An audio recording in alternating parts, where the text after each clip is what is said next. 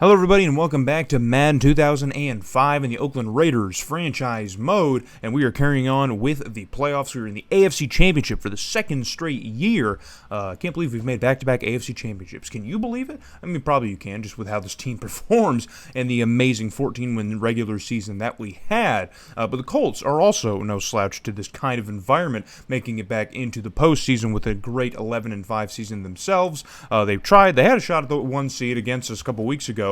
You know, as you probably remember, last week on the channel we posted a regular season game against the Colts in Indy, but now we are in Oakland for the AFC Championship, and the Colts have made it all the way back, playing through their playoff tree. And it wasn't intentional to have the Chargers and Colts back-to-back, like as videos on the channel. I just knew I had to focus on the Chargers game, and I knew that the Colts would be a fun game in the regular season, and it just so happened that our playoff path includes both of these teams back-to-back again. So it's just funny how that works out. But hopefully we can beat up on the Colts here. They've had a lot of very high-performing players and numbers on this team. Manning has had himself a career year.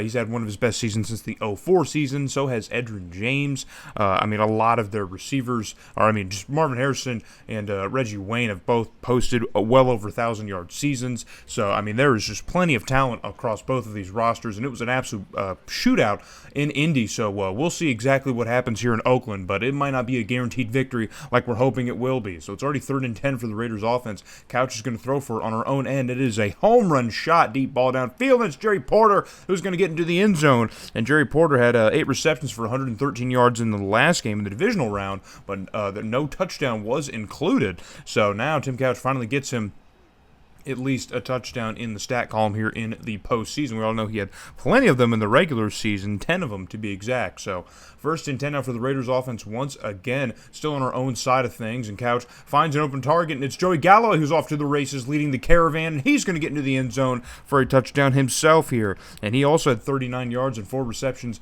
in the divisional round and did not have himself a touchdown. So he's going to get himself his first touchdown of these playoffs and help us extend to a 14-0 lead over the Colts after just 1 quarter of play.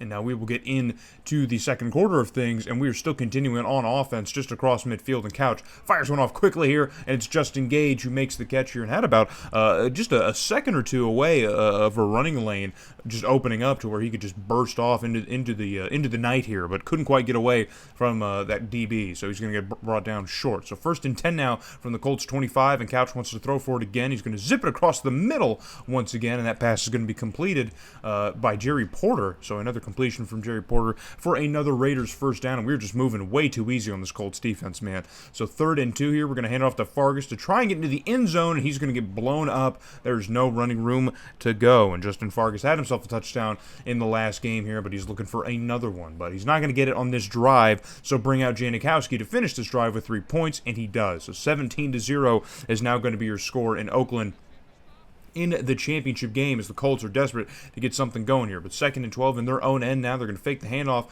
and the pressure's on to Manning. There's about 4 guys in the backfield immediately, and Ed Reed's going to scoop up the ball, and he's going to score. And it's going to be another touchdown for the Raiders, this time a defensive touchdown. And I have no idea what happened to the Colts offensive line, man. In the first video against the Colts, I edited a lot of it out, but there was a lot of sacks on Manning. So maybe the Colts have some offensive line powers, as Manning is hit once again as he throws, but this time at least the ball gets out, and it's going to be caught by Marvin Harrison. So the Colts offense finally at least moving after the scoop and score. So it's 24-0. They got a long way to climb out, man. But in the red zone on 3rd down, Manning's going to be able to hit Stokely across the middle, and Brandon Stokely's going to get into the end zone for his first touchdown of this game. So the Colts at least finally answer back 24-7. But now under 2 minutes, there's time for the Raiders to add even more points as Tim Couch finds Jerry Porter, and he's off to the races into the end zone for another touchdown. And this offense has just been completely explosive right now in this first half. There's been absolutely zero answer for the Colts in the first, 30, I guess, technically. We don't play 15-minute quarters, but you get it. The first 30 or so minutes of this game, there's just been zero answer, especially from the Colts secondary, man. They've had no answer for a lot of our top receivers. Even the Chargers defense came out a lot more prepared with a much better game plan for our secondary, but then again, we do play them 2 games every single year, so maybe that explains it. I don't know, but the Colts just saw us a few weeks ago, and they seem completely lost against our offensive game plan here, but let's see if Manning and the boys can get anything rolling here in the second half, as Manning with a home run shot to Reggie Wayne, and that catch is going to be completed for not just a first down, but a huge chunk of yardage. And we're going to get another look at it here and watch Reggie Wayne just completely moss Phillip Buchanan here. Look at this. Buchanan had him blanketed, but Buchanan just misplaced the ball. He thought he maybe could have got it over Reggie Wayne, but no, he couldn't. So 1st and 10 for the Colts now. Manning back to pass once again. Goes to the other side of the field to Marvin Harrison, and that pass is completed, and he's going to be horse collar dragged outside or out of bounds at around the 15. So 1st and 10 again for the Colts now, as they're just going from first down to first down. And now Edgerrin James is going to get the call on the ground, and he's going to get another first down for the Colts offense. So they're just moving in chunks of 10 every single time the ball is snapped, and that is a bad situation to be in for our defense, man, who's been playing relatively well up to this point here. But, after that halftime, after that little break, man, things seem to get a little weird in this game. So 3rd and goal here, we've at least added some pressure to the Colts' offense, and Manning is unable to get that pass completed, so that'll bring up 4th down for the Colts. So after a very, very strong showing in the, that entire drive, they stall out, and Vanderjagt's going to have to at least give the Colts 3 points to be satisfied with, and he does. So 10-31 is going to be the score here in this ball game, and now we are back on offense once again on a 1st and 10 and Couch. Back to pass here at about midfield, and that pass is going to be intercepted and heading the other way, and there's no one in the vicinity. Can Jerry Porter catch up? Can Justin Fargas catch up? And they can. It's too late as Fargas makes the tackle in the end zone, and the Colts are going to get a defensive touchdown themselves. So now both teams have exchanged a defensive touchdown here, this time an interception from Tim Couch. Man, it's his first of the playoffs, but that is going to be his 14th of the year. So unfortunate turn of events here, but yeah, it happens. So on a 3rd and 3 now, the Colts are going to shut us down once again as we are just trying to continue on offense, and Fargas having a tough go of things. So is Edgerrin James, not really having a great go of things either.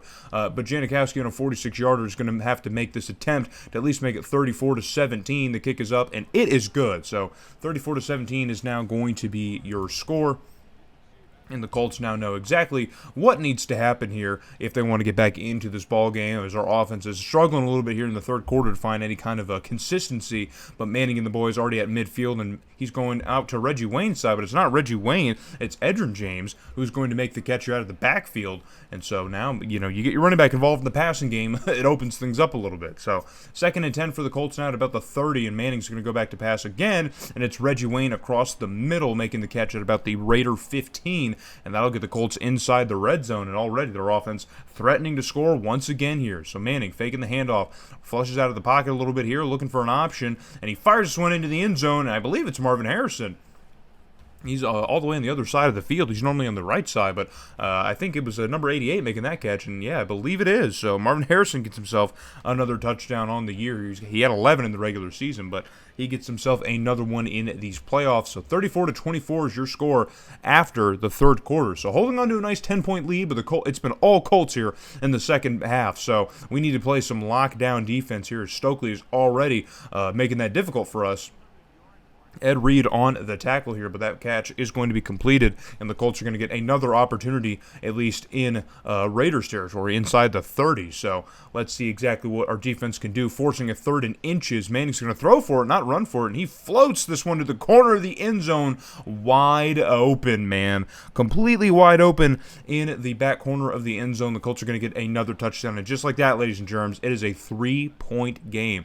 It was 31-7 at some point. I mean, ridiculous. And now the Colts are back on offense, again doing their thing. I think that was Stokely once again, and he's getting loose out there now. I mean, we're having trouble locking down Stokely. Looks like the defense adjusted for Harrison and Reggie Wayne, but not Brendan Stokely. So we'll see what happens there as Edgerrin James getting another catch out of the backfield. And now the Colts are going to run with the hurry up here as they're close to about a minute and a half. They got to work fast here if they want to tie this ball game up or even take a lead. They could get a go-ahead score right now and make this game really interesting for our offense, but they're trying with this hurry up right now, and they are struggling to find any sort of forward momentum. And now it's already 3rd down moving with this pace here. Manning is the audible guy, so if there's anyone who can run a team like this, it's him, but he's going to get gobbled up and sacked now as Roy A., one of our trade deadline acquisitions, gets into the backfield and gets all the way to Peyton Manning. So that's going to bring up 4th down, and Vanderjagt's going to kill off a lot of the time from the clock here, and this field goal is the potential game tying. The kick is up, and it barely scrapes by the crossbar, and now 34-34 is going to be your score with just 38 seconds left in the 4th quarter.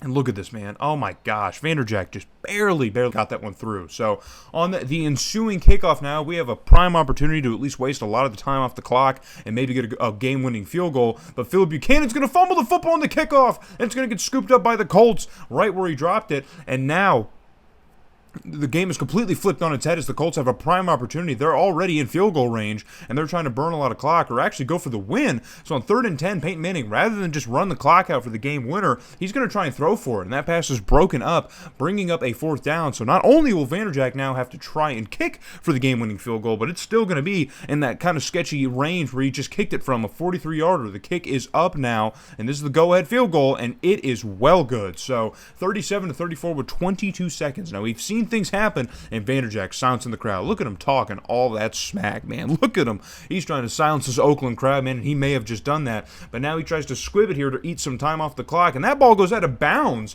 So now we're going to have prime field position with 22 seconds left, man. This Raiders offense can already score in a very tight type of situations, but you just gave them, like a third of the field. So Vanderjack, for all that smack he was talking, man, who knows? We'll see if it's justified as the final 18 seconds of this game transpire. So we've already got a big completion to get into Colts territory. Couch now floats one out to Jerry Porter. Another huge completion using some timeouts here as that catch is made along the out-of-bounds line here, along the sideline. And so with 4 seconds left, we're going to burn the time down after our run play. And Indy is going to try and ice Janikowski, man. Can you ice Janikowski? Do we know if you can ice the big Polish man? Who knows here? It's a 38-yarder now. We've seen a lot of things from Janikowski. Now we need to see this one go in. The kick is up. It is still traveling. It looks good. Is it going to be good? Yes, it is. 37-37. With a second on the clock. That'll, of course, go away after the kickoff. But, ladies and germs, we're going to overtime. We're going to overtime in the AFC Championship game. And if the regular season matchup was any indication, we knew that this game was going to be an all-timer, and it looks like it's going to be. But on 3rd down, Couch hit as he throws, and that ball sails into the dirt safely. And so our first drive is going to end in a punt here, as we're going to have to give this one to the Colts. So now our defense needs to show up here. The Colts already got it at midfield, 2nd and 11. Manning fires one across the middle. It's Brandon Stokely behind the defense. There's nobody back there, and it's an open lane, and he's in the end zone, and it's a touchdown for the Colts, and they're going to win the AFC Championship. Stokely fanning off his shoes as he gets one of the biggest plays, biggest scores. And, oh my God, Marvin Harrison lays down a hell of a block, and Brandon Stokely, man, there was nobody covering him in the middle of the field, man. There's absolutely nobody on him. I guess they just maybe bid on the play fake. I'm not sure. There was nobody back there, man. Where was Ed Reed? Where was Ezel Reese? Where was our safeties, man?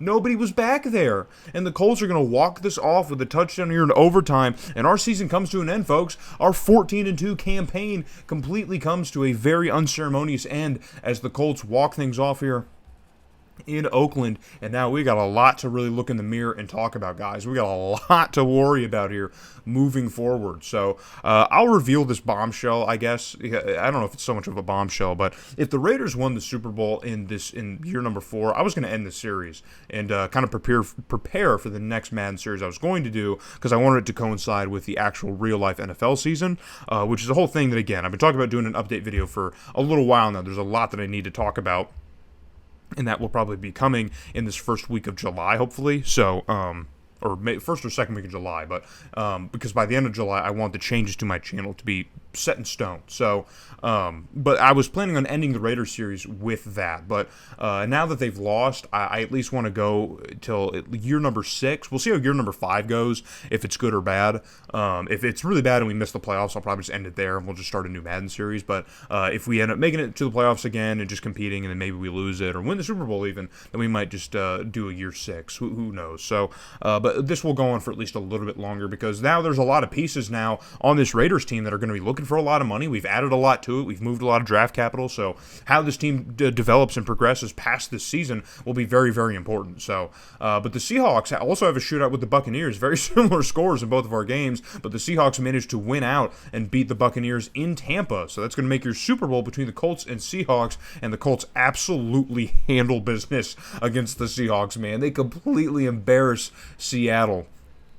That is just unfortunate for the Seahawks, man. So the Colts managed to win a Super Bowl. That means 2 of the 4 Super Bowls in this series have been won by the AFC South, if you can believe it. The Titans won the first one, the Colts just won the most recent. So, but the NFC proves to be the better conference here as they win. Again, I feel bad since most of the Pro Bowlers on the AFC team is probably from our team. Most of them are probably Raiders, so unfortunate. But again, I told you guys about the ending of the series and stuff, but we are moving right on ahead. I've already recorded stuff for year number 5, so hope to see you guys there in the offseason when we try and fix a little bit of this mess here and keep this team competitive. Hope to see you guys there in the offseason.